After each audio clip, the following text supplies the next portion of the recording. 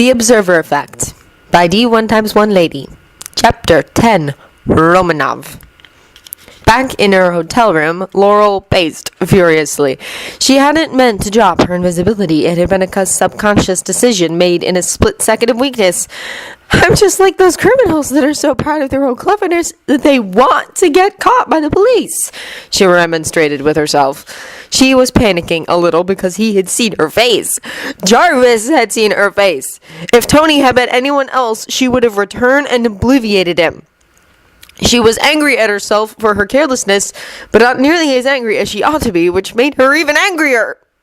And a little frightened. Laurel had wanted him to see her for quite a while. Now he had, and she felt altogether unprepared for the consequences. The game had continued for so long that she didn't quite know what to do now that it had changed. The witch couldn't decide how to behave.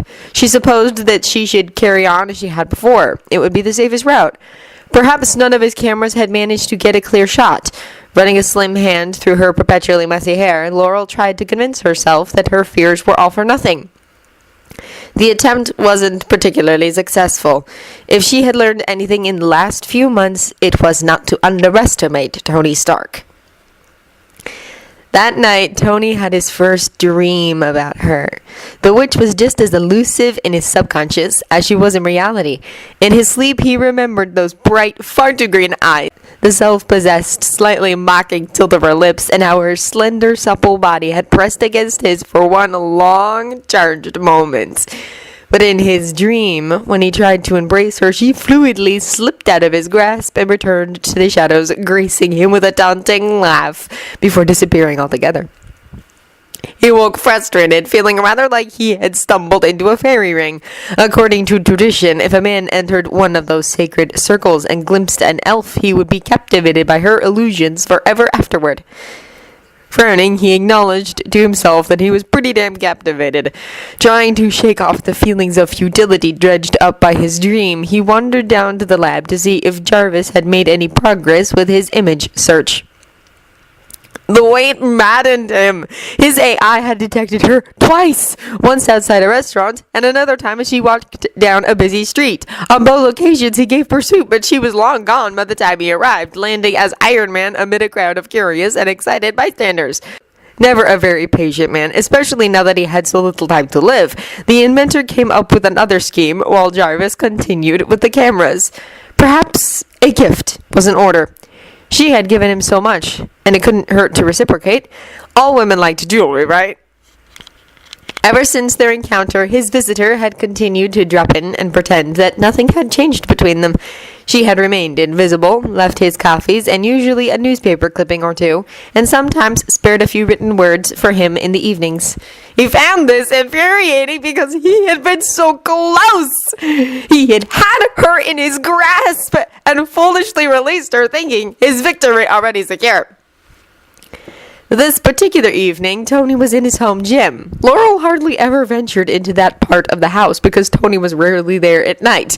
But his bodyguard, Happy, had dropped by and the two were sparring. Spike intently watched the fight from a padded workout bench, occasionally emitting a soft, disapproving growl.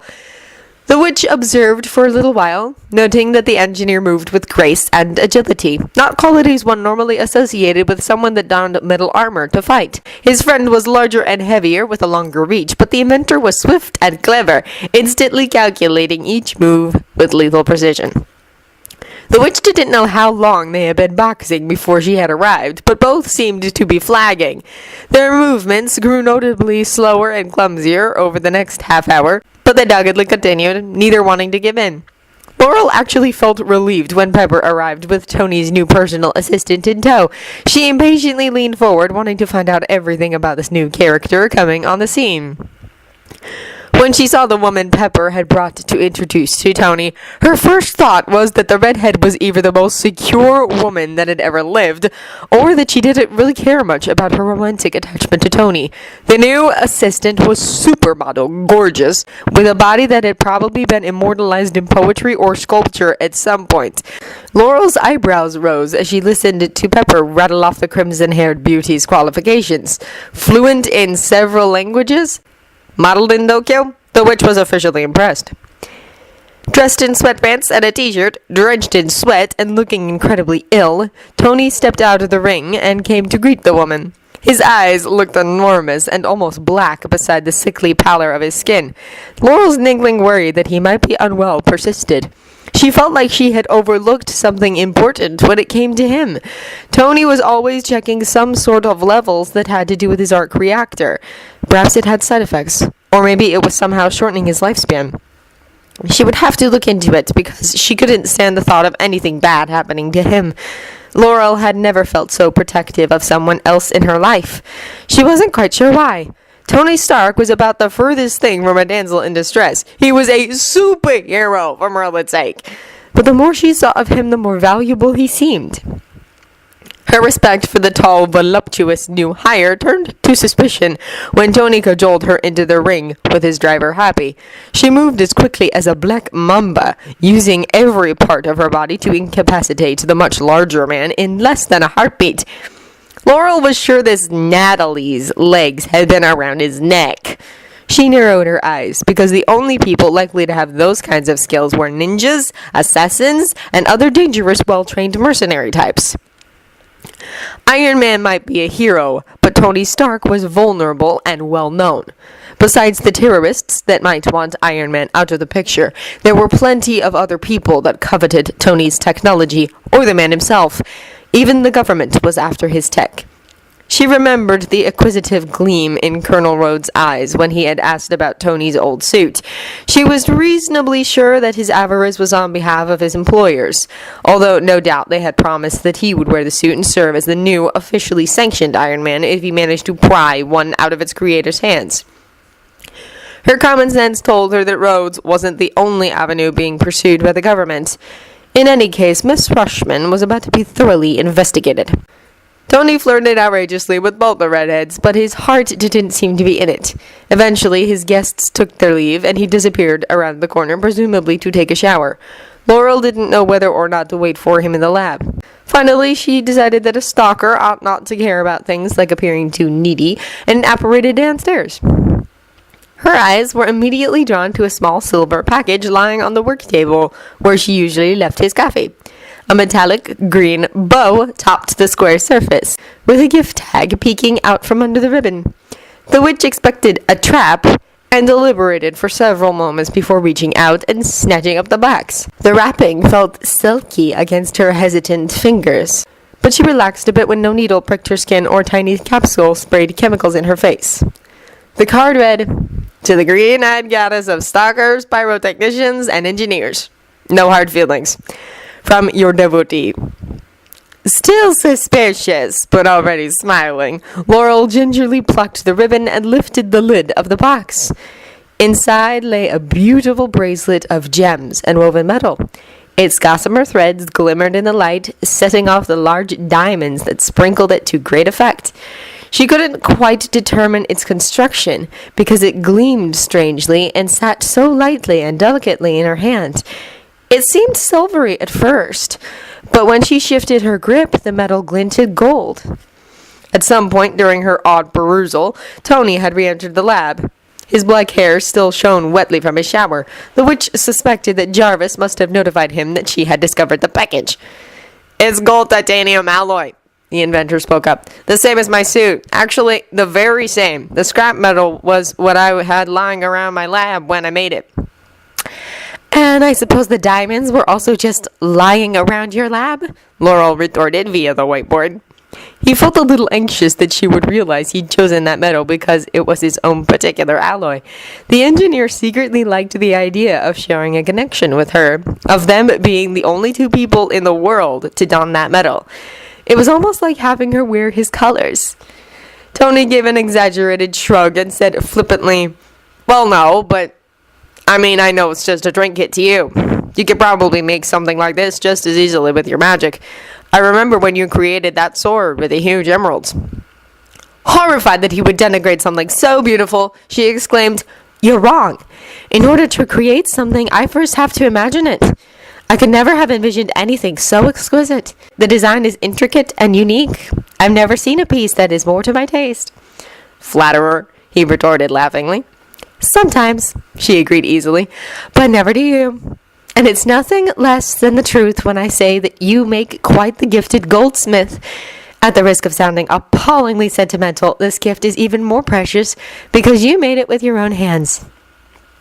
Tony blinked as he read the words. He had honestly thought that his present would just be a cheap token to her, and the idea that it had value because it had come from him, because he had made it, slowly filled him with warmth. Even though it had been cleverly hidden, Laurel had detected the tracking device in the clasp almost immediately because she had been looking for it. Although I doubt you'll still want me to have it when I tell you that I plan to disable the tracker, she added ruefully. He laughed aloud, having expected her to find it all along. But what she didn't know, and hadn't discovered, was that in addition to the obvious microchip in the clasp, one of the diamonds wasn't really a diamond. It was an extremely sophisticated construct of nanoparticles which made up an optoelectronic tracking device. He defied her to find that, even with her magic. The inventor replied, I made it for you, and refused to take it back. Consider it spoils of war. Is that a declaration of surrender? She teased. Now, when I'm so close to victory? He asked incredulously. What do you expect to win? She asked in genuine curiosity. He seemed surprised by the question, opening and closing his mouth several times. I want to unravel all your secrets until I know you like nobody else does, he finally declared boldly. And what would you do with that knowledge? She inquired, leaning forward intently. Well, first, I would gloat extensively. That goes without saying. And then I would ask a million questions. But mostly, I just savor it. He replied, smiling lazily in her general direction with half-lidded eyes. It occurred to Laurel that if he didn't stop being so normal, she'd soon be in serious trouble. Not quite knowing how to respond, she cleared her throat and wrote, My thanks. I'm certain that when I wear it, I'll think of you. He tried to ignore the way the blood suddenly surged in his ears. You know, he blurted suddenly, I'm going to Monte Carlo in 5 days, and there's going to be a party Friday night at the Hotel de Paris. You should come, if you want. I could finally return the favor and buy you a drink, and you could protect me from all the gold diggers and politicians. We could have a truce just for the night. I wouldn't have home field advantage anymore. Actually, you don't even have to make yourself visible if you don't want to, as long as you come. Please, I hate drinking alone, and I hate drinking with stupid people. It's really a catch-22 unless you show up to break the vicious cycle. What do you say? I will think about it, she wrote, unable to give a flat denial when he genuinely seemed to want her there. SHIELD headquarters. I'm at Stark tonight, and I don't think there will be any problems on that front. I had him eating out of my hand, Romanov reported, lounging cat-like in the uncomfortable chair in front of Nick Fury's desk. I wasn't able to gain access to his personal laboratory tonight, but it won't be hard to manufacture a reason in the next few days. I start as his personal assistant tomorrow. The one-eyed director observed her thoughtfully, feeling much more relaxed now that he had one of his people on the Stark situation. He had been immensely irritated with the billionaire when he'd postponed hiring his new assistant. It had left Romanov in town for weeks with nothing to do, and she was far too valuable an asset to keep on ice. There's no immediate rush, he began. Don't raise your suspicions. There's something else I want you to look into. How? She asked, raising one shapely eyebrow. Stalker's been hacking into several databases. He's looking at CCTV cameras all over the area, linking them to his own facial recognition software. He's been searching for one face in particular. We believe it's this one, Fury declared, quickly pulling up a few video frames on his wall monitor. The assassin stared at the footage. The recordings had been taken on 2 separate occasions, but the woman in the shots was definitely the same. Look at the way she raises her sunglasses to wink up at the traffic cam, Romanov pointed, as the second video looped back around. She knows he'll see. Or at least she's hoping you will. Stark flew to these locations as Iron Man minutes after she passed through. He didn't manage to catch her either time, which is strange. You would think that once he had a lock on her with the cameras, he could just follow her progress and cut her off. He pondered, freezing the frame and catching a glimpse of bright pale eyes in the Jane Doe's face. Who is she? Asked Romanov interestedly, noting that the woman didn't seem particularly remarkable in her Iron Man t-shirt and jean skirt. That's what I need you to find out. No identity goes with his face. As far as anyone knows, she doesn't exist. He retorted sternly. Find out who she is, and more importantly, who she's working for. Stark knows her, the voluptuous spy observed, wondering what the woman had done to gain the undivided attention of one of the most powerful men in the world. Yes, they've definitely been in contact, and that's exactly what's so worrying. Fury replied ominously, staring with narrowed eyes at the video monitor long after Romanov left the room. Laurel had been on tenterhooks since Tony and Jarvis had spotted her.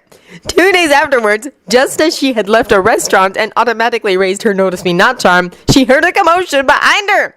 It was Iron Man fending off legions of fans and sweeping his hidden gaze back and forth, searching for her. The cameras, it had to be. She had noticed them when she turned on the porch to look at the sea before leaving.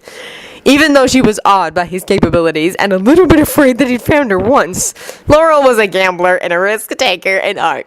So instead of leaving town or doing anything a sensible person might do, she bought an Iron Man t-shirt from a street vendor and wore it out the next day, looking straight up at the camera and winking. She had waited and watched, and sure enough, Iron Man had dropped from the sky almost exactly where she'd stood moments before. That was confirmation enough for her that these cameras were responsible for his newfound tracking ability. From now on, she would have to be very careful not to let her guard down in the city. All she needed was Iron Man attracting a huge crowd and drawing attention to her. Mass obliviations weren't outside her scope of ability, but became much trickier when cameras were involved. Also, sometimes it was difficult to spot all the witnesses. How many murderers and mobsters had been laid low by some innocuous spectator that had slipped under their radar? It wasn't a position she wanted to find herself in, but unless she took care, it was an inevitability.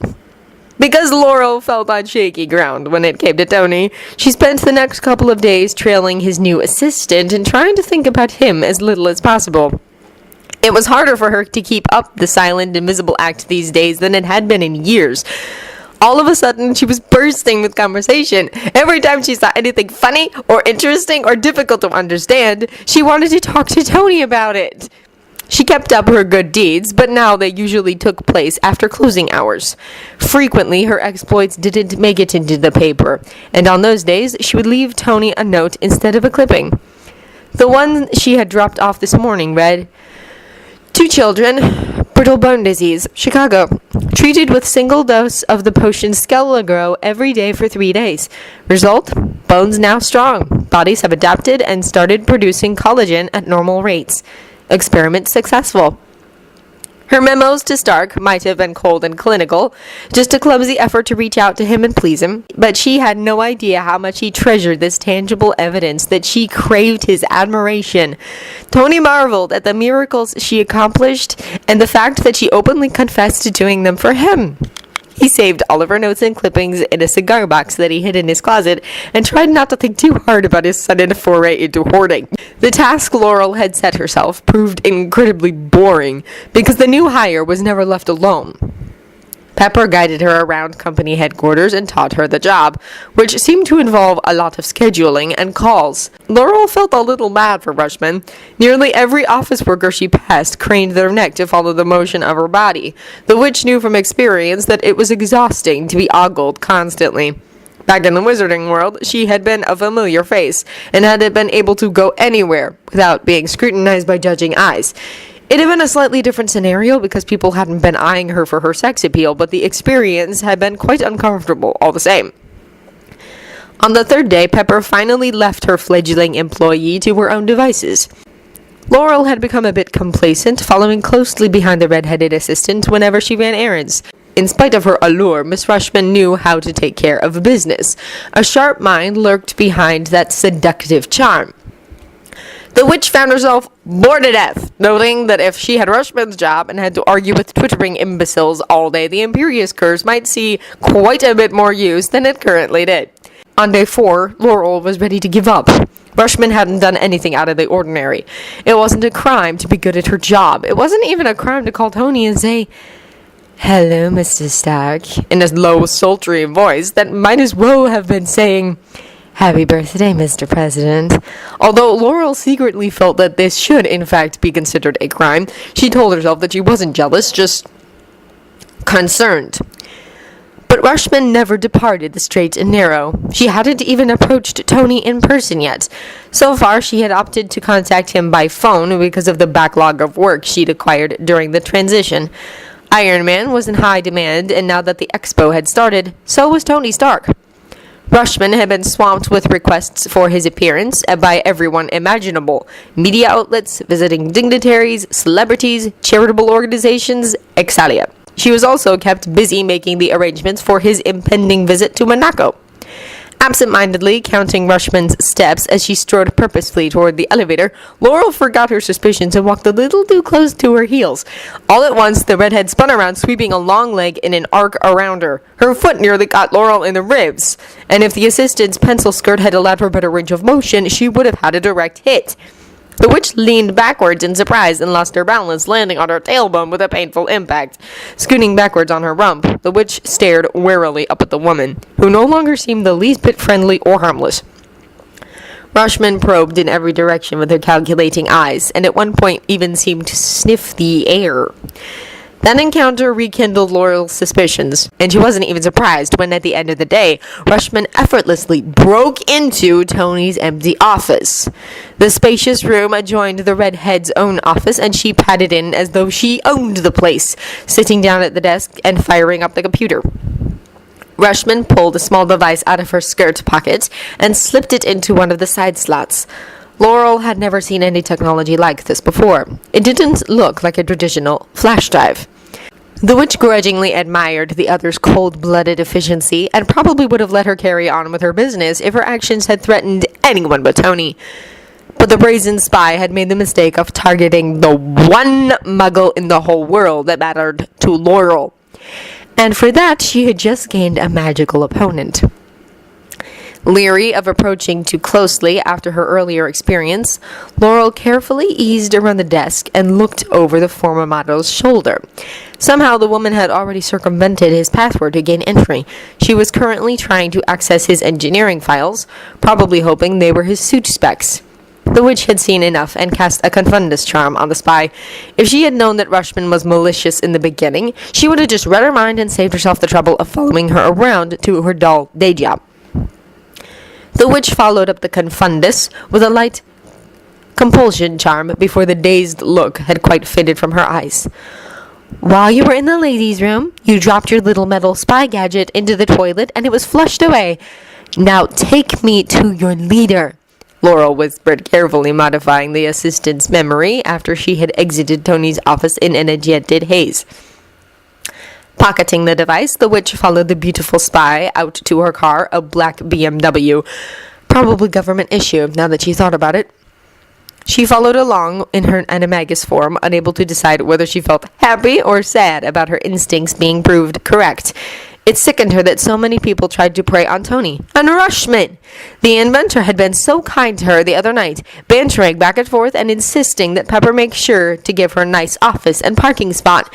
He didn't deserve this treatment, and Laurel wouldn't allow it to continue. No one but her was allowed to get the best of Tony Stark. The witch transformed and sped up to make it into the darkened bar before the door fell shut behind Rushman.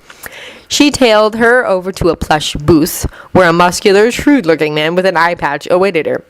He wore a tough black leather coat that seemed expensive, but too warm for the mild California weather. Perhaps he was just passing through. He nodded at the spy and said, "Romanov, your report." When Laurel heard him call the woman by another name, she realized that this wasn't some employee that had been turned, but an operative maneuvered into position for a specific purpose. She had feared as much. Just who were these people? For the first time since the witch had started observing her, Romanov displayed an emotion that was less than flattering. Confusion and embarrassment warred in her features. My observation period ended yesterday, and today was the first real opportunity I had to act without suspicion, but I had a mishap, she admitted with a self-directed frown. Were you caught? He asked in concern. No, but I need new tech. The device was damaged, and I wasn't able to implant the virus, she confessed delicately. Laurel smirked at how carefully the agent was avoiding the particulars, but she supposed spies generally didn't drop expensive equipment in the loo, unless they wanted to be known as the agent closure of the department. You need to get closer to Stark. He's behaving erratically, even more so now than usual, appointing his old secretary CEO of his company, withdrawing from the public eye. Something's going on with him, something big. The man declared. Laurel blinked at that. How had she not noticed? She'd been the worst spy ever, she thought to herself ruefully. He looks sick in his recent photographs, the man continued. Perhaps his old substance abuse problems are back. I need you to find out exactly how big a liability he is and whether we need to neutralize him. At his talk of neutralizing Tony, Laurel saw red. Decisively, she reached out and touched the edges of his mind. And what an interesting mind it was. So he was Nick Fury, the director of this SHIELD, a government agency. Figures. This organization was entirely too concerned with Tony if the director himself was personally involved. She would follow him back to his headquarters and see what she could learn. Laurel toyed with the idea of casting a mild bad luck jinx on Romanov, but hesitated to do that to anyone that would be operating a motor vehicle. She slipped out of her booth and moved to the empty one beside Fury. It gave her a view of Romanov's face, and the thoughts swirling around her surprised Laurel. This was a woman that had experienced untold horrors, but they'd made her strong and dangerous. She didn't bear Stark any ill will. It was all business with her. While she listened, she conjured a pen and took careful notes. When their food arrived and the conversation slowed down, Laurel began doodling. She idly stared at the back of Fury's shiny bald head, bisected by the elastic band that secured his eye patch. Suddenly she had an idea. A terrible, wonderful, completely depraved idea. Transfiguring the pen into a black Sharpie marker, she drew the outline of a thong on the paper before her, with a small shield emblazoned on the crotch. Summoning a red permanent marker, she colored in the underwear. Then she transferred all of the color off the paper and onto the back of Fury's head. His eye patch strap made a perfect waistband for the brightly colored thong. She was glad she'd cast a silencing charm on herself, because she started giggling like a little kid and couldn't stop. Summoning her camera from her bottomless bag, she snapped a few still pics to cheer up Tony. He would need something to lighten his spirits once he found out that his new assistant was a traitor. Laurel kept the camera out because she fully intended to capture the timeless moment when Fury became aware of his condition with its video feature. If the director of S.H.I.E.L.D. was pranked and Tony didn't get to watch, well, that would be a travesty. Laurel was laughing so hard that she didn't notice when the waitress came to see people at her booth. Suddenly, two sweaty, beefy guys slid in across from her. Just as their even larger companion was about to crush her against the wall, she reluctantly disapparated, sulking as she was forced to wait for the agents out in the parking lot. When Nick Fury left, she flew along behind him as he traveled north to one of his smaller compounds just outside Sun Valley. It looked like a military base, but could conceivably have been mistaken for a manufacturing plant. Fury headed straight for a large room full of computers and said something to one of his agents, who was wearing a solid black catsuit. Laurel couldn't stand the suspense, but eventually some brave soul pointed out Fury's decorative new addition. After two people volunteered their hand mirrors, he finally saw the image for himself. He stared dumbstruck for several moments, floored by the sheer audacity of the artist. When his tantrum finally came, it was delightfully epic. God damn it! Who the hell drew a motherfucking dick on the back of my head? He exploded, terrifying a few interns and leaving most of the agents with desperately twitching lips. Somebody pulled out a camera phone and he bellowed, Stevens, if you don't steal that phone right now, I'll shove it where it'll set off every metal detector you encounter for the rest of your life. His minion meekly did as he was told, but Fury knew that even without physical documentation, the thong incident would not be forgotten by anyone in the room. No doubt it would live on in the agency's oral traditions. After the excitement had died down, Laurel put her camera back in her pocket and began to wander. She looked around for the oldest analyst she could find, hoping that his security clearance would be commensurate with his age. When that didn't work, she fell back on passive legitimacy. Apparently, as high-tech as they were, S.H.I.E.L.D. actually kept paper files. When she reached the records room, a young guard stood posted beside the thick metal entryway. Laurel ignored him, peering through the grates and then apparating directly inside. It didn't take long for her to discover some damning information. There were files on Natasha Romanov and Nick Fury, but even she could see that they were woefully incomplete. But even the censored G-rated versions came with photographs and would prove that Rushman was a government plant. She shamelessly began reading Tony's file after casting a quick obscuring charm on the 4 ceiling cameras. The witch saw that some agent named Phil Coulson had collected most of the information on the inventor. Apparently, Romanov had been appointed as Coulson's replacement. It was unclear whether the agent had been needed elsewhere or whether Fury had thought a beautiful woman might be more successful at making Stark talk, considering his playboy reputation. The more she dug, the more interesting the documentation. It appeared that Tony had been assessed for something called the Avengers Initiative. They had made a side note that he had already turned them down, but that certainly wasn't stopping them. Bastards. The other Avengers candidates were interesting. Basically, S.H.I.E.L.D. was blackmailing or conscripting anyone with special powers. Surprisingly, Romanov was one. Codename Black Widow, specialization assassin. Tony really had the worst sort of luck, she mused. This Agent Coulson seemed to be a sort of Avenger liaison, and his file was full of paperwork about people he had already managed to recruit. She collected and duplicated all the records for everyone mentioned, and the list of likely candidates. She shuddered to think of her name appearing on that list. Deciding that she'd rather read over everything in her hotel room, she disapparated, leaving the original records just as she'd found them. 4 hours and 2 visits to the minibar later, Laurel tried to make sense of what she discovered. S.H.I.E.L.D. was dangerous and ubiquitous. They might just be the most powerful military force in the world, and they had Tony, her wonderful, gentle, merry-hearted Tony, in their sights. They wanted his suits, but weren't so sure they wanted the man. Apparently, they had instructed him to keep his identity as Iron Man a secret. If he hadn't abandoned his cue cards on live television, he would probably have already been neutralized, and some government toady would be prancing about in his suit. Deciding that the inventor needed to know what she'd found right away, she began a note to him. She was feeling incredibly worried and protective, but decided that her letter should stick to the facts.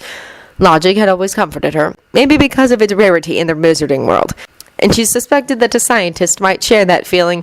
She didn't know whether to mention Fury's talk of neutralization.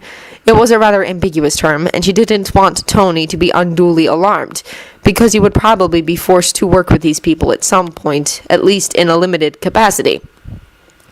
Besides, no one was going to touch a hair on his head while she was around. It would take a long time, but perhaps she should use legitimacy on the rest of his employees and see if she couldn't ferret out any more traitors. That would be a gift that Tony could appreciate. That afternoon, Tony found a neat stack of folders waiting for him on his workbench with a letter on top on crisp parchment? How bizarre. The inventor smiled absently to himself as he set about finding what his little witch was up to this time. After he read the first line, the smile dropped from his face. Tony, Natalie Rushman works for S.H.I.E.L.D. under a man named Nick Fury. She is an extremely dangerous Russian assassin named Natasha Romanov, codenamed Black Widow. She is apparently vetting you for something called the Avengers Initiative, but espionage is not off the table either. I caught her trying to hack into your suit files earlier.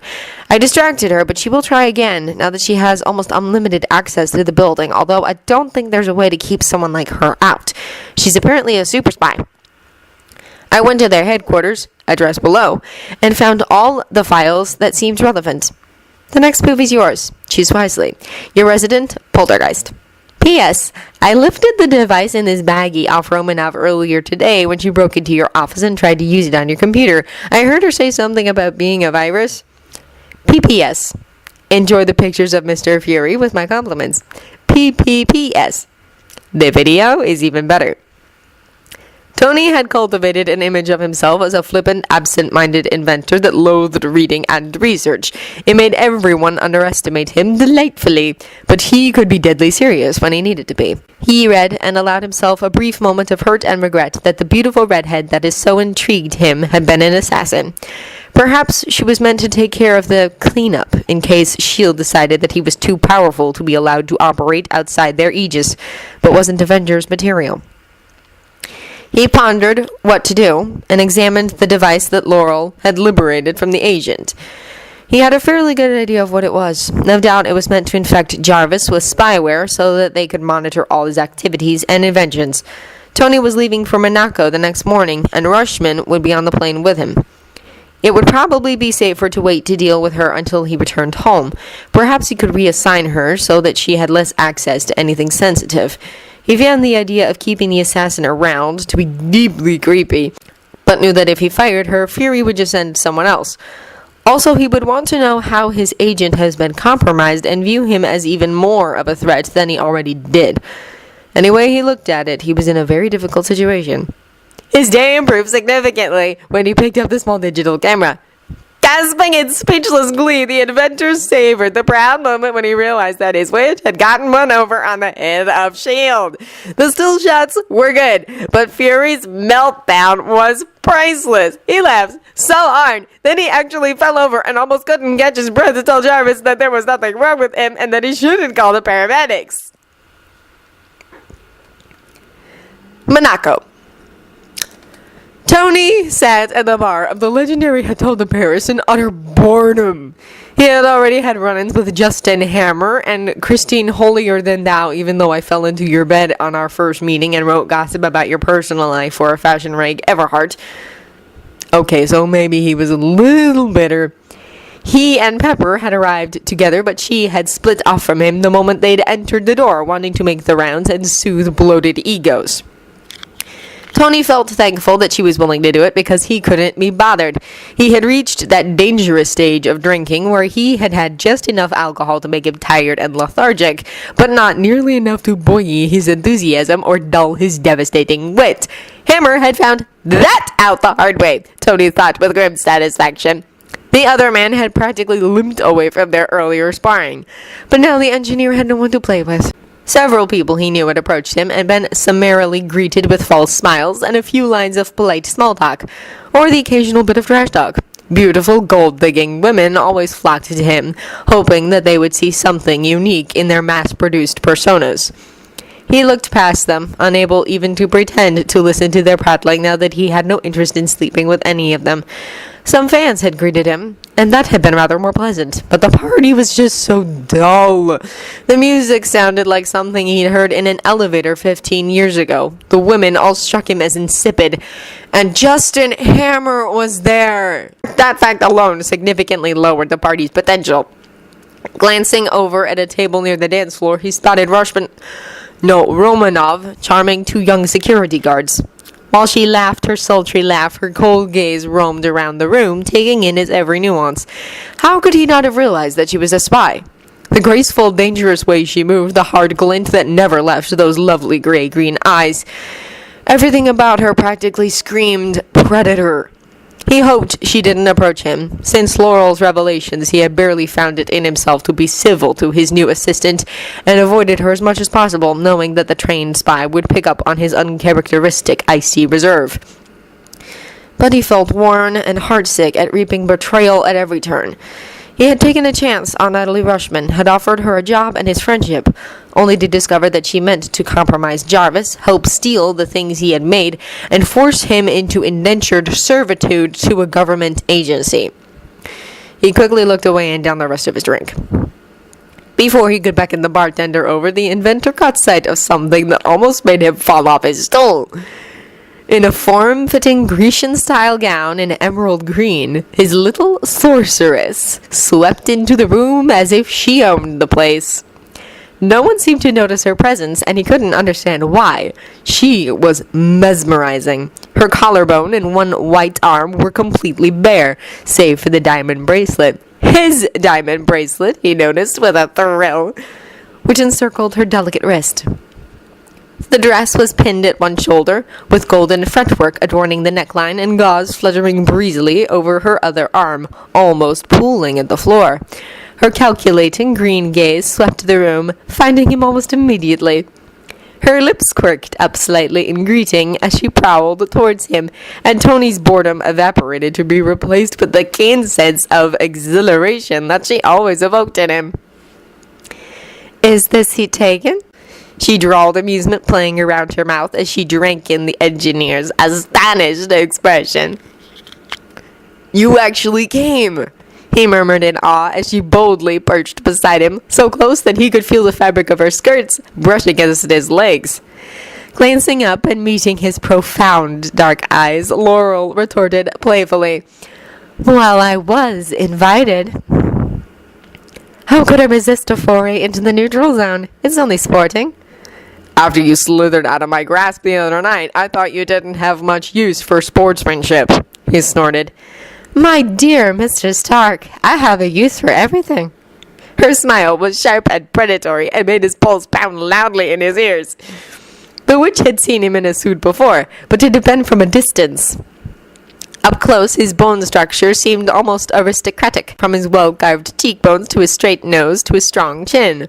He bore the evidence of his mother's Italian heritage in his glossy dark hair and perpetual tan. His regular features guaranteed a degree of handsomeness, but his looks weren't what made him so compelling. She would never have described him as her ideal. She had always preferred tall, lean men with posh accents and long, pale throats, but Stark never played by the rules. In spite of preferences and common sense, she found him devastatingly attractive, but supposed it was only natural. Tony would be hard-pressed to find a woman that didn't find him irresistible. Who would deny his charisma and vitality, those dark eyes that blazed with preternatural intelligence, his wonderful humor, and astonishing depths of goodness? Not her, apparently. "And what use have you found for me?" the inventor asked, trying not to show how interested he was to hear the answer. She favored him with a sinful smile. "I'm finding it hard to narrow it down to one. You seem very versatile." Laurel would normally never be so forward with anyone, but she had an unprecedented level of comfort with Tony. She had watched him in his dirty work clothes as he guzzled coffee, traded insults with Jarvis, and had long, one-sided conversations with his dog about applied physics. She had seen his heart, and now she felt like she knew him. "Are you flirting with me, CB?" he quipped, basking in her attention. "Just making conversation," she retorted airily, although her teasing grin belied her words. Leaning towards her and surreptitiously sniffing her hair, he said sotto voce, "For the record, if you were, I wouldn't mind." "But sadly, the lovely Miss Potts probably would," she rejoined, eyes sparkling with mirth. "Look at you, always thinking of others." He pouted playfully. Laurel snickered and asked, "Was that a compliment or an accusation?"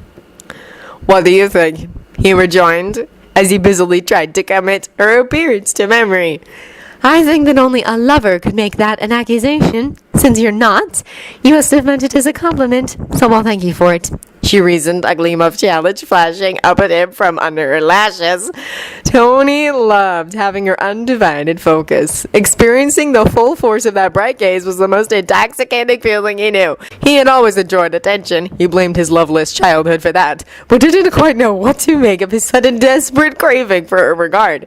He was only aware of his overwhelming need because it was being fed, but he shuddered to think of the devastating withdrawal he would experience if he lost her interest.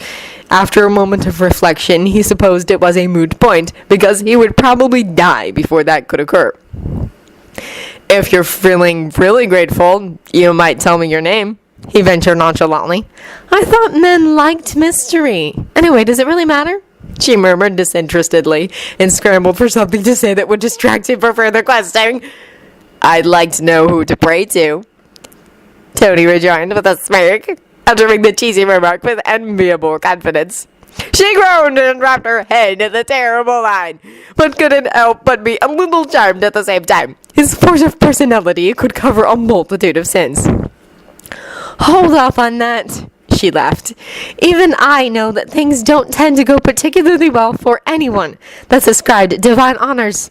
Besides, if you want something, you only need to ask. It's not necessary to get on your knees." "What if I want to?" he smirked cheekily. With a grin, finding to mar her deadpan expression, Laurel retorted, "You just had to take it there, didn't you?"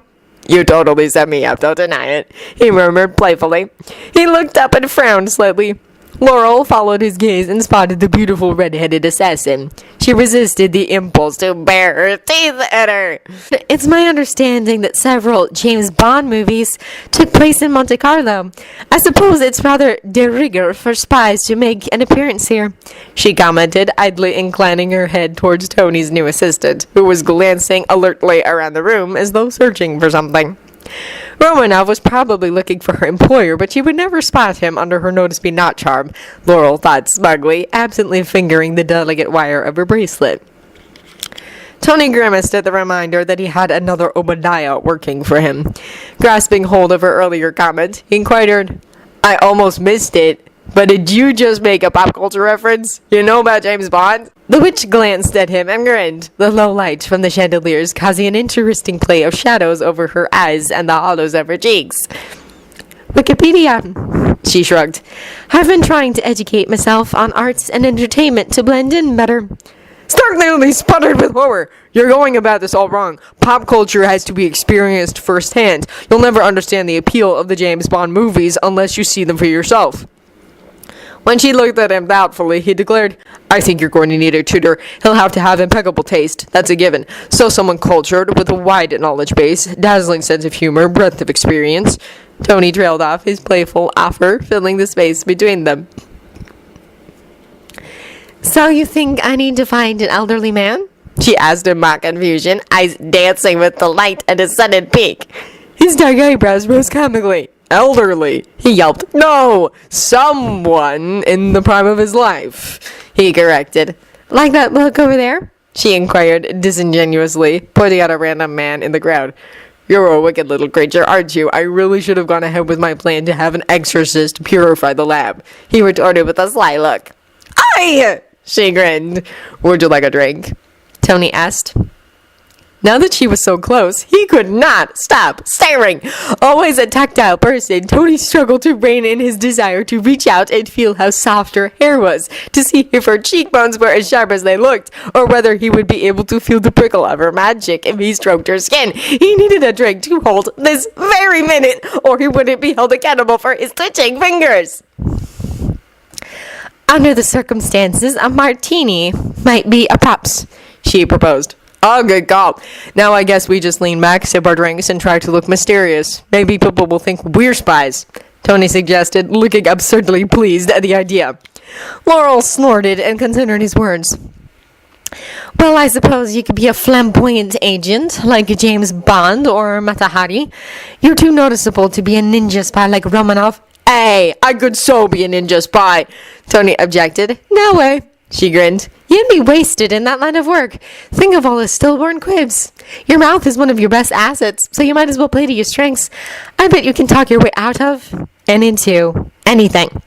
Well, some of us have to be glib because we don't have huge, unreasonably, preposterously, ludicrously green eyes to fall back on, he responded. Laurel carefully set down her glass, afraid the tremor in her hand would reveal her momentary loss of sang-froid. A few moments passed in silence, while they indolently sipped their drinks and gazed out at the crowd. This party is quite tedious, she remarked finally, glancing around the room. You're telling me, the inventor returned fervently. With a speculative glance at the inventor, who was half-heartedly using his toothpick to spearfish for his olive, Laurel asked, Shall we liven it up a bit? Please tell me you're saying what I think you're saying, Tony responded, eyes lighting up with mirth. If you're wondering whether I'm talking about pranking people with magic, then yes, I am. She smirked, lightly tapping her glass to his in a mock toast. Magical pranking, he murmured in an odd tone. Is there anyone here that you particularly dislike? Let's start there, she urged. The first time she had observed him, Laurel had suspected that Tony would make a most excellent pranking partner. It was finally time to put that theory to the test. Well, Justin Hammer, of course, he submitted, racking his brains for anyone else at the party he couldn't abide. Oh yes, he's awful. We may have to come up with something special for him later, but there's no reason we can't start him out with an appetizer, she smirked. Should we move somewhere else? We might be a little obvious if we stay at the bar, he objected. Laurel shot him a look. Haven't you wondered why no one has come up to you since I sat down? We're under half a dozen privacy charms. Nobody will notice us, and to anyone nearby, our conversation will sound like it's about whatever topic bores them most. She explained, pleased at his incredulous expression. Wow. By the way, how do you detect that spell? I think that several of my board members may have had that cast on them permanently. They're always talking about things like team building, core competency, and empowerment. He gave an exaggerated shudder. She snickered and said, You might be right about moving, though. We'd have a nice vantage point to watch the chaos at one of those tables on the second level. Maybe the one by the thick column. He stared at her with a mixture of amusement and rapt attention. Chaos, she says. He echoed reverently, and added laughingly, Did my heart love till now, forswear its sights, for I ne'er saw true beauty till this night. With a slow grin, she objected, And now you mock me. But if chaos is what you want, you'll have it in spades. I just need to do a little thinking first. Offering her his arm to walk up the stairs, Tony teased, I think you may just wind up being a bad influence on me, Bandit. Laurel laughed again and nudged him gently with her shoulder. Once they sat down at the table, that was slightly hidden in shadow, but had a panoramic view of the party below, she asked, Where's Spock? Did you leave him at home with Jarvis? Nah, he never stand for that. He's in my hotel room watching The Mask. If that finishes early and he gets bored, I left the third audiobook in the Wizard of Oz series queued up for him. He's a total fanboy for Dorothy's dog. Was really disappointed when I explained that he and Toto weren't the same breed. I finally convinced him to wear a collar, and he agreed once I explained the GPS tracker to him and let him pick out the design. He can be reasonable, unlike some, he insinuated, his eyes glinting in mock chastisement. His tracking device in the bracelet had been an abject failure. Whenever he tried to check her position, the readings were completely blank, like she wasn't even on Earth. He didn't know that it was because she kept it in her bottomless bag, which was really an extra-dimensional packet. Sometimes she took it out and admired it at night, but she rarely wore it, thinking it too fine for everyday use. For the last time, Tony, I will not let you tag me like a misbehaving animal with a tendency to stray from its preserve, the witch demurred. Do you forbid it? He asked casually, stroking the marble inlay of the guardrail with his perpetually active creator's hands. Oh, of course not. Ultimatums are for enemies. You're welcome to give it the old college try, but don't be embarrassed if you waste a fortune in tech and time. She taunted, knowing that he probably would. As they polished off the rest of their martinis, Tony said with a wistful sigh, Too bad there's no such thing as magical liquor. Laurel's eyes lit up.